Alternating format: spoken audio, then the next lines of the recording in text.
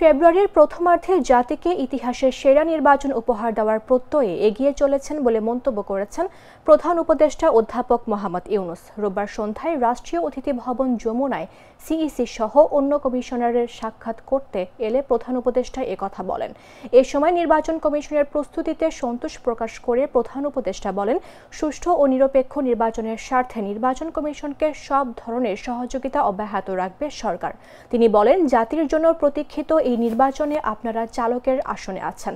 আমাদের কাঙ্ক্ষিত লক্ষ্যে পৌঁছাতেই হবে। জাতিকে একটি সুন্দর নির্বাচন দিতে অন্তর্বর্তী সরকার প্রতিশ্রুতিবদ্ধ।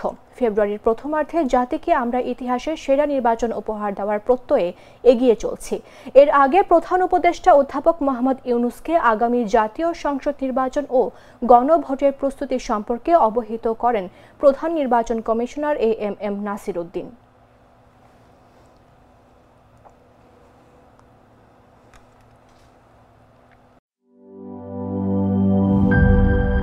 চকলেটে একাকার হয়ে ওঠা প্রাণ লেয়ার সম্পর্কের মিষ্টি ম্যাজিক।